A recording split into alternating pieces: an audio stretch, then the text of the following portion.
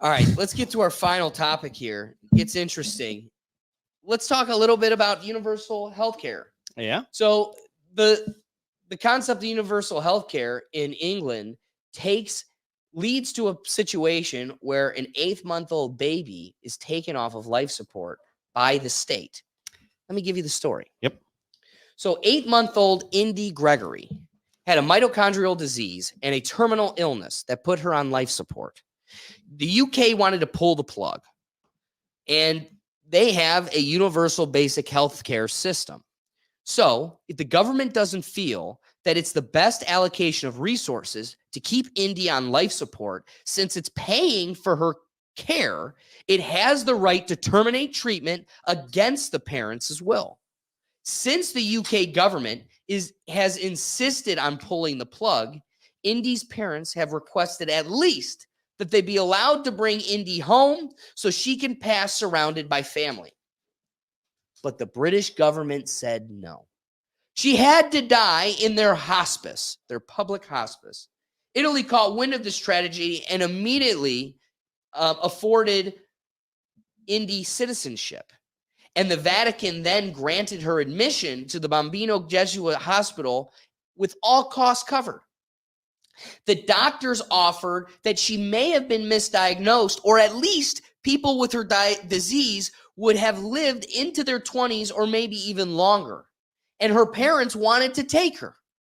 But the British government said no. So the parents took it to the court, and they lost because it's a kangaroo court also run by the state. So let it be known that the British government was holding an Italian citizen hostage so they could die in a British public hospice against the will of the parents, the Italian government, and the Pope. What are your thoughts? So I did read part of this article and get a couple different opinions on some of the ruling that came into place. So this is a real damned if you did, damned if you didn't situation. So let's start with the damned if you did. So they pulled the plug. Oh, yeah. They pulled the plug, and it seemed like there wasn't a whole lot of remorse for it. Nope. Based on the actions that preceded it. Because people are just numbers to a state. So on the other half of that, damned if you don't. So in the United Kingdom, kind of the doctor's creed, they don't want anyone suffering. And the suffering was a really big crux of this case. So this particular disease in the eyes of the doctors, and I think let's call it country, eyes of the doctors in the country, they determined that there's basically a or B with this scenario. A is you live on life support, you're not suffering, and you'll probably just eventually die just because of the way this disease works. Or B, we take you off life support, now you start suffering immediately, and we cannot allow suffering. Where this is where I think the big issue comes in is they're the black and white. We cannot let anyone suffer, so we'd rather kill them and pull the plug on it. And there's just no remorse for it. Seabiscuit broke its ankle, and it just better turn it into glue. That's that's kind of how it looks like too on that end. So that's just kind of the ruling they have with it. Now, I believe she was born in the hospital, right? She was born in that particular hospital. Yeah, kicked it there for about 8 months. Yep. So it wasn't so. And I think by definition, she was not an Italian citizen, even if the Italian government. Whose definition? By the English's definition of an Italian citizen, because the Italians don't get to make that decision. But a king's royal decree. Yep. Nope. You're right. So this is where like an unstoppable object move, or an unstoppable force move, or hits an immovable object. The thing that the science guy said. Yeah. So it sucks. And I can tell you're passionate about this one. You really are. So let's go back to the dog conversation, where we take emotion out of it. And when we look at it black and white, they don't want suffering. And then in order to end suffering is ultimately death. And that's how they decided it. I hate how it's just one track. That's the only track. And part of the argument also was she may die in transit. We don't want that. She may end up dying right What when do you she mean gets you don't there. want that? Well, they don't want Dying that. is free. Yep. And you killed her in your hospice, which is costly. Yep. It looks hypocritical. It absolutely does. But I think in the eyes of the doctor, in the eyes of the case, anything other than status quo was going to be suffering and lead to death. So we decided to end the suffering for her. Now, I don't have any personal emotion tied to this, but I do severely disagree. Okay. I don't think it's the damned if you do, damned if you don't situation. You present your argument saying that it's the crux of the doctor's oath to eliminate suffering. Yep. Well, who gets to define what that suffering is and when it's necessary to eliminate? Yep. Right? You're a doctor, I'm a doctor. And if we disagree, who gets to choose who's right? Some would say the agent of that child is their parents. So I should be able to lean on whatever doctor I find believable or credible. That being said, when there's other doctors suggesting that it may have been a misdiagnosis and they'd like to at least attempt at it, how many people have been diagnosed with cancer or something else and it turned out to be wrong? Yeah, it's happened. Yep. So what happened to the cliche of just wanting the casual second opinion? Yeah. Well, the state's crippling you of that. I want to admit, removing emotions out of this, if I was a state actor, the agent of a state, I would see, like you said, you used a lot of good, powerful language pushing your point, which was it was necessary. Their hands for like they need to take a strong position on this, and I agree with that. Mhm. If I'm the agent of the state, for me to continue footing the bill, I need to shoulder my way into reinforcing who's daddy. Yep. Right? I'm footing the bill. I'm daddy. So to me, where we come out differently, is not that I find what the state chose to do was wrong. It's what they have to do. It's what they have to do to preserve their power and what they implemented, free healthcare. Like if America were to do that and 80% of our medical bills are fat related, like they're going to have a financial investment in fat discussions. We no longer get to pretend Lizzo's gorgeous and living her truth because now I'm footing the bill for your heart disease. They also don't care because it's their insurance cronies and everybody else that's getting all that money, but that's a conversation for another day. That's different. That being said, where I kind of get on a different track, I don't think the state did wrong. They did what they should do. And like, it's kind of, it's like the cliche. You ever hear of the story? There's different iterations of it, but the alligator and the frog, or the scorpion and the frog, where it's an alligator and a scorpion, and the scorpion goes to the alligator and says, "I want to get to the other side of the water," and the alligator goes, "I'll help you across, but how do I know you're not going to sting me? It's in your nature. You're a scorpion. You'll sting me."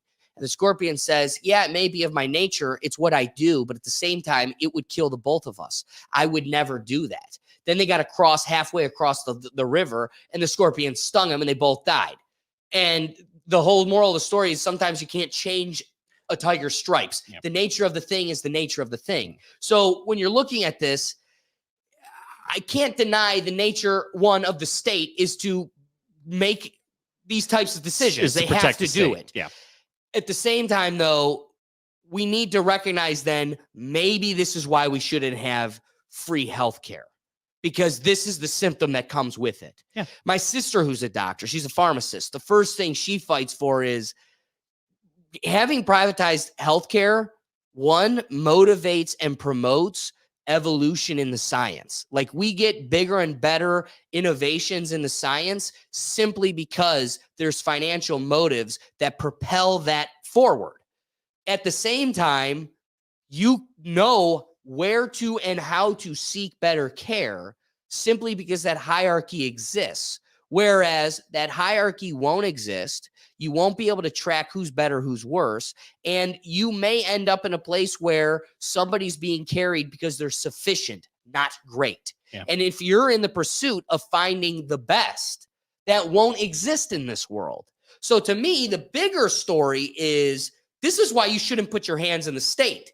You're a free baby. and actually the citizen of another state. And they're going, no, no, no. I'm still big brother. I get final say because you handed me the keys to the kingdom. You have no utility. You have no liberty. You gave that to me. And I get to decide what's the word they use? I threw it away. The allocation of those resources has become, it exceeds its value. I don't want to give you that ability to decide that. That's not for you to decide. So we need to recognize the entity that we're equipping with power and how much flipping power you're equipping them with. So to me, the bigger, scarier story is against the state. And it should awaken people to why, yes, universal healthcare is a fun, pretty picture, but it also, in a echo chamber, in a vacuum, great. But in reality, let's start looking at the nuances that come with giving this unfettered power to an agency that has no other motive other than continuing to preserve and increase its power and make more money off of you. It isn't, they don't care about you. They only care about you insofar as you continue to pay them and fuel their system. Do you want to give that the power to decide life or death for you or your babies and loved ones? Well, this also brings up a topic of how the couple in question are not citizens of that country. They weren't citizens of the United Kingdom. They were Italians. They came in there. I don't know how exactly they came to be where they were birthing a child there, but yeah. And now the country gets to decide kind of the fates and the whims of someone else, a citizen in another country. And I think the other issue too is the unwavering ability to be able to go away from kind of what their stated goals are. It's nice to know those stated goals, but when you take them in this particular case, 99% of the time, I think it's probably working out okay for most people. Well, limit suffering. Hey, how about this? How about we fix your broken leg? Oh, my tooth hurts. Let's take that out or replace something else. But in this case, we're on life support and suffering happens without life support. Now you're at a kind of a moral quandary, and it's black and white.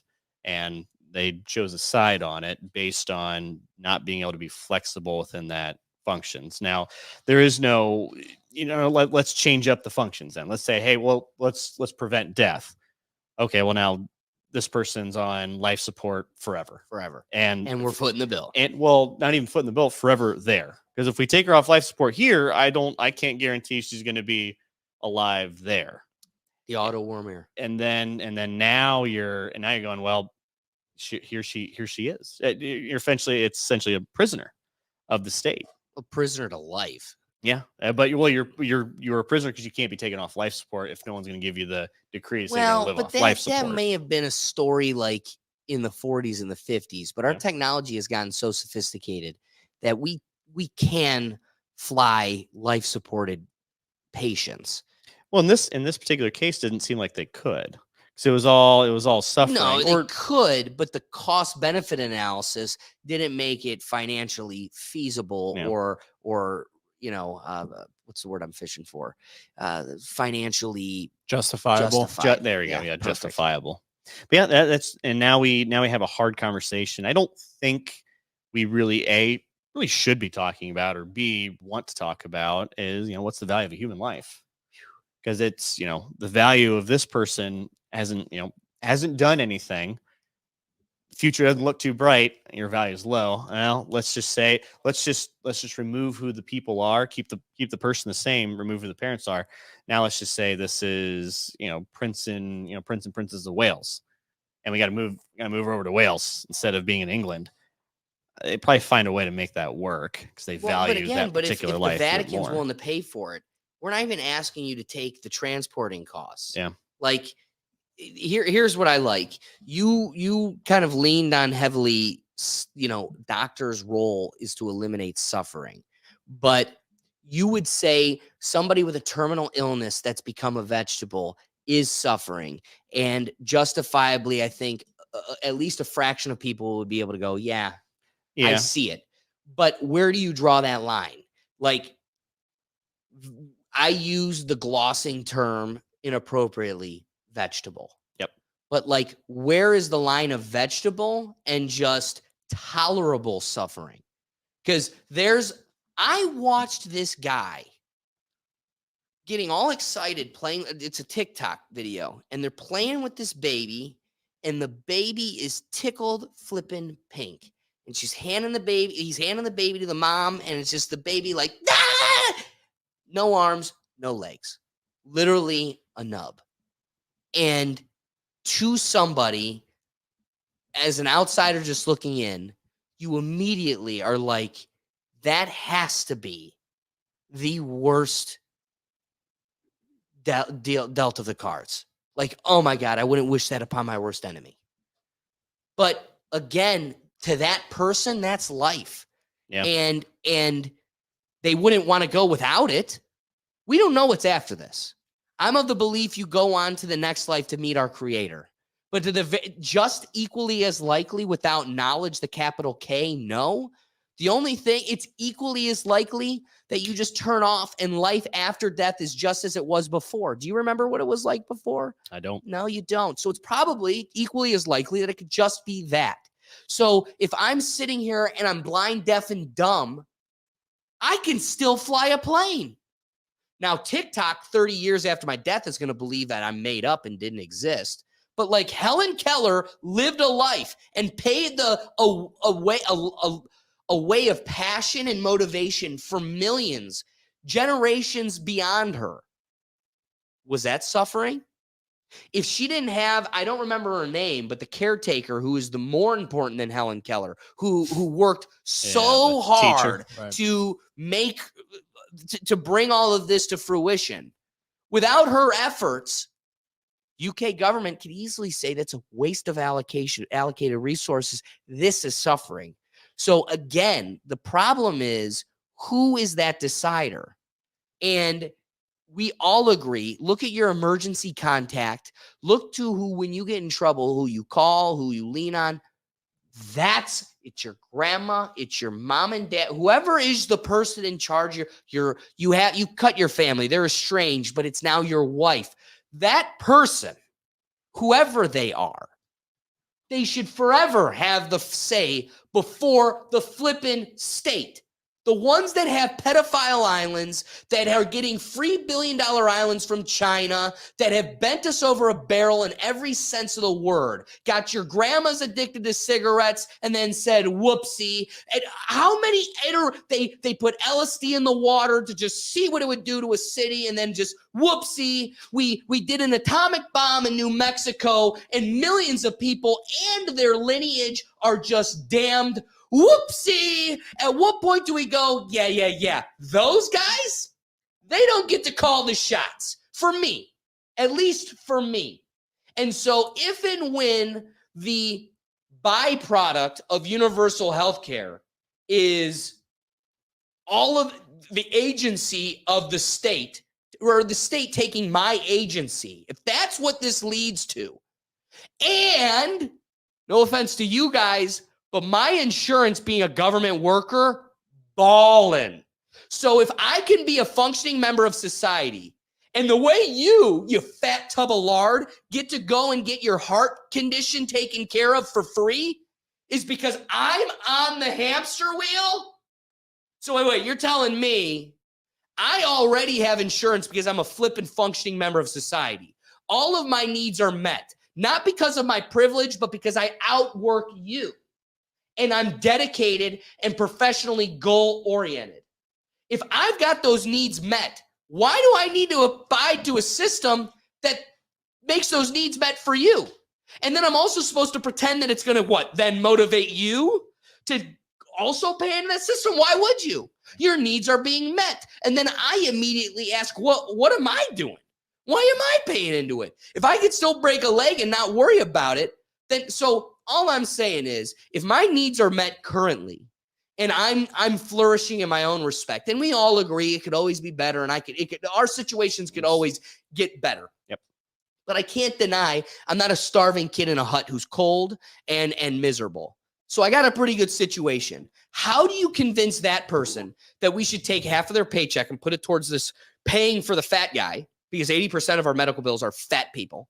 And then also say, yeah. And the result of that is you're stripped of all of your medical agency and the government is the decider. not those doctors, because guess what? When there's a disagreement on the doctors, you don't get to pick. Big Brother's picking who they believe is, and guess what? They also got deeper pockets than any of you. So they can also financially coerce a doctor into getting them the decision that they want. So if they get to pick and choose the doctor and they have the infinite funds to coerce or manipulate that doctor, the last person you want in control of that agency is the doctor. That's my wrapping thoughts. I think the real issue is universal basic health care. The government's going to make the decision. Their stripes are always going to be what their stripes are. You shouldn't be giving that tiger the power to rip your neck out. So not to agree with you too much on this end, I think what the issue would be with universal healthcare. So I think with your monologue here, we're taking this to a bit more of like a kind of a stamp on the universal healthcare system, where I think we're going to have some issues here if we were to implement that in the United States. Is we've never seen universal healthcare has never been in a country as big as ours. It's never been in a country as diverse as ours. The UK, although has a lot of people, only has as many people as about one or two states, one of the two more populous states, and the diversity of culture and interaction within those parties of that country are a lot less diverse than what we have between Maine and Texas, California, and Florida. There's a lot of difference between cultures and how people interact in those particular communities and societies. So we've never quite seen it at that scale and how we would do it. And basically, because it's got to be, if it's the federal government, it's got to be one size fits all. There cannot be there can be very little nuance that goes within. That's why we have the infrastructure bill is so bloated. The military, but it might be a little bit different. But when we have these omnibus packages that are massive, they're massive because they have to just either paint with a broad brush, and generally means just dumping money into something, so you can't be as specific and targeted. But having said that, I think when we get into universal healthcare, this is one of the very few things where I think capitalism doesn't benefit society as a whole. It says you want to be able, so with hospitals, so we have a bit of two-pronged issue here in the United States. We have quite a bit of regulation, and we're also quite a bit of regulation, and also we're not quite as free market as we want to be due to third-party factors like insurance companies and such, kind of wanting to keep that down. So when we have those two just awful aspects, it makes our healthcare system look worse in comparison to where, well, at least the state doesn't want me to suffer. At least the state's trying to fix my broken bone. At least the state's trying to give me chemo and all of that. And I think sometimes when we view these very specific, I think this is a very specific case for a lot of different reasons outside the control of the people who initially did it, and a decision did have to be made. It's unfortunate. It's not a good decision, and I don't think most people agree with it. The government would have just been a lot better going, all right, this is your problem. And really, I'm surprised the government didn't do that, because typically they would be more than happy to do that. Be like, all right, this is your problem. You're done. We'll set this over here. So let's just assume the government did that. Does that change your opinion of universal health care? Well, I appreciate the inquiry, because it is often a strategical ploy to get lost in the extremes. The extremes. The 1% of cases. But the reason I feel this isn't like the cheating position of just finding one little subjective position that just destroys it all for everybody. As much as I love somebody that, again, having to go through chemo period is already a toll. Yep. For the person, its family, and everything that comes with it physically, but then even most importantly, literally, their social and familial relationships. That also being said, I'm not so heartless that I don't want to live in a world where that person can't be, like, I want that person to be taken care of. But the biggest point I want to make, yes, in this instance, it was a terminal illness of a baby that, it's just one didn't thing. have agency. But who is currently drawing the line between the chemo that, I'm sorry, but I also have my own perspective when it comes to putting people on chemo. different than my immediate family members. They're of the opinion it works. It's good. We should be about it. But the fact that they have to use a totally different bathroom in your home because they're so radioactive, like we're literally microwaving people. Yep. And it's because there's a financial system that benefits from treating and not curing. Oh, yeah. So in so many respects, we find people being treated and not cured where they actually could be. I'm willing to bet my left nut that there would be a cure for cancer if there wasn't right now, if there wasn't so much money invested in treating rather than curing. So I think that goes back. So I just want to right. say this. If treating it is a long, strenuous process that I am now footing the bill to, and I'm the state, and I just feel like your cancer, let's just say right now, there's a guy in a capitalist healthcare system Yep. where he could still get healthcare. Like it's not that you can't get healthcare if you can't afford it. You Correct. fall on a hospital's floor, they're gonna take care of you. Yep. So this guy here today, where the evil capitalist system can get a financial benefit, he gets told, yeah, we're going to try it. You might not have success, but we're going to try it. Now, that same guy in this new future world where the government foots the bill, they go, yeah, it could work, but it likely wouldn't. And if it's less than a 50% chance, we're not even going to try it. So now you're being thrown out with the bathwater of the baby who's 8 months old. So the biggest piece here is that who gets to decide this? And it should always be us. The way you diversify that power so it remains with us is it sticks with our finances. Money is power. So as soon as you hand the bill to someone, you've also handed the power to them. So right now, you get to brush it off because it's an 8-month-old baby that means nothing to your conversation. It's just an ant. But it will start striking real chords as this starts to snowball. And it's an unfair assumption to believe that it would. But back to tigers and their stripes, today it's this. Tomorrow, the goalpost gets moved just a little bit and just a little bit before after multiple decades or a century, we go, oh shit, we're killing everybody with Down syndrome. Simply because all of the nuanced medical situations that come with it. But those are people that truly enhance families and lives. Well, I don't like that. You don't like that. Who gets to draw that line? And so, yes, I do agree this is small in a minute situation, but it isn't moot because it's one situation that highlights the greater problem. And it's just right now the tip of the spear, but it's the tip of the bigger iceberg, which is everything is in the control of the government. And for right now, almost all of it is allowed and paid for. But that's just going to continue to shrink and shrink and shrink and shrink and shrink before, who knows? Who knows until you've got an Auschwitz for people with a GIMP. Like, yeah. And I think on the other end of it too, is we have a system, the United States is perpetuating a lot of medical research, medical advancements, a lot of, the top, some of the, more than half of the top 50 hospitals are in the United States. Almost all, the majority of the top 10 medical schools, medical systems are in the United States. All the pharmaceutical companies are designing drugs in the United States. Now, are we designing it because it's just so profitable here to be able to do it? And if we're now forced to be in a situation where the cure is actually less expensive and more profitable than the treatment, because, well, I'll pay for this, I'm not paying for that, the government.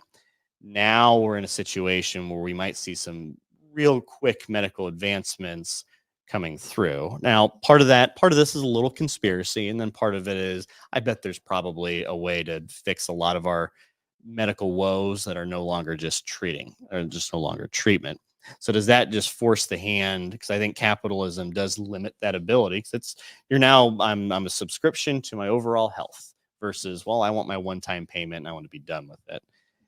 Does that help? I think so. Is it quick? Maybe not. Maybe there is a general, it maybe takes a bit more time to do that. And we haven't quite found the cure for cancer, even if we're really trying for it. I do sympathize your position too, that eventually we have to get to an extreme. To certain cases are going to hit the most extreme points of it's going to have to be black or white. There is no nuance. There is no other way to do it. It is, I need to do this or I need to do that. And a lot of that devil does come in the details of that policy. Real quick, something you triggered in me is also now what you're also equipping them is not just the power of deciding, like Caesar, yes or no, like kill them, but you are also equipping them with the power of deciding what that treatment even is. That in and of itself should shatter any consideration for this. As what are we learning? Western medicine has totally been compromised, and it's all profit driven. They are doping us up on unnecessary pills. We had a whole dialogue on mass shooters not getting a nut, and that's why they're doing what they're doing. But nobody wants to talk about the common thread that ties them all, which is they're all on antidepressants. So we're out here toying and manipulating with the brain chemistry of everybody, and that's okay because our pharmaceutical cronies are getting their own and their lobbyists are filling my pockets. But what happens because like I said, Western medicine being so compromised, people are waking up to the fact that, if I just throw raw onion into honey and let it ferment for a day, I have a universal medicine that's better than anything I'm going to get at CVS. Well, now you're going to say the state gets the ability to say, no. You don't get to try any of that. You must. So here's what's going to happen. You are going to have to use the medical treatments they provide and suggest by their physicians. And if you don't, you'll just lose all government assistance. So now you're going to be thrown into a program where there's no insurance to take care of you. You're going to have to personally foot the bill yourself, and breaking your leg will financially cripple you because now the system is not going to subsidize the cost of you're footing the bill. That cost is not going to be subsidized by a system that we're all paying into, and insurance is taking a huge chunk of it. I mean, those costs are ungodly high simply because we're being bent over a barrel with this insurance system. Option. That being said, when you go, all right, no, you know what? You're saying I got to take this pill. I don't trust this pill. I don't trust your Pfizer shot. I'm going to do it my way. And they go, fine. But now we're never paying for anything ever again. Yeah. And breaking a finger is going to financially cripple you. And then also, because you're not getting the necessary care, may also lead to an infection that kills you, or it might just snowball into something even worse. So not only are you giving them the power through paying the bill to decide when care is no longer necessary, but you've also given them full power to dictate what treatment is allowed and what treatment isn't. And that'll be the end of my thoughts. And then if you want, you can, I think the only other thing to wrap up with there too is just also the economy of doctors and nurses. I think doctors and nurses do get paid pretty well on average for most of the, based on most other jobs you're able to attain in society. Now that we limit the ability for insurance companies, hospitals to make outrageous profits, does that also limit the ability for someone to go, I'd rather just be an accountant. Yeah. I make the same as being a doctor, and it's a lot less schoolwork, and I just look at spreadsheets all day. I don't have to worry about that. Because there is, I think it's safe to say your sister wants to be a pharmacist. Part of it because it's the financial incentive. Totally. And there's part of it you just enjoy doing it, but definitely that financial incentive kind of carries it over the edge. Like, you know what? I like doing this, but I like doing a lot more if I'm getting paid. But I also like skiing in lavish places. Yeah. And I don't think there's anything necessarily wrong with that. No. But you remove that. Now we have less doctors, less nurses, and more people. No motivation to grow in that space either. Yeah. And more people coming into that space because now it's free. The barrier to entry is now being a citizen of the United States and or paying some form of taxes, whether sales, income, federal, however you skew it. But yeah, that's going to be a wild unintended consequences of that whole situation. Well, that being said, we're going to flip it to Brian. Brian can wrap it up, but he's also got a comment for us. Oh, Yes, William Shatner decided Hey, to chime Shatner. in. Shatner. Unfortunately, our citizens are at the mercy of the government, and I would totally agree with that. I think both sides could get some benefit from, some insurance side of it taken care of by the government, maybe, or the capitalist in the free healthcare could take some benefit from maybe offering a paying alternative. But it's kind of hard to implement one or the other because they're kind of black and white, like you guys are saying. So you need to go over the cliff with one. yeah, and I want to bring up this tangent, but I also don't want to Do it. bring Bring it up. So when like people always say like, oh, let's go to Canada and get like our free surgery or whatever, and then you get put on a waiting list for 8 months, 3 years, whatever it might be, and then you're like, well, I'm gonna fly to Mexico and get any prescription that I want. I don't know. It's just a whole nother. Well, and I think you bring a good dynamic here. One allows waiting, and then the other, because of the overregulation, you're not allowed to have elimination. Yeah, just elimination. So it's ugh. We get we do. I think we do very much. Everyone likes almost the immediate availability outside of some special cases. But if you have an issue that isn't like an emergency, like breaking your arm or like like an ER, like an emergency room type situation, you can get it taken care of fairly quickly. Sure. With enough money that isn't there's always going to be specialists that is just your specific bronchitis is now. As some guy in Baltimore, he's the only expert in it in the world. Now he's booked up for 10 months because 5 other people have it. Thanks for watching this clip from the Rethink Tank Live. Join us every Tuesday at 7 p.m. streaming across the platforms on YouTube, Rumble, X, Twitch, Facebook, LinkedIn, and TikTok. We do our best to promote user engagement, and we want you involved. So be sure to bring your perspective live so we can get you in the dialogue. See you then.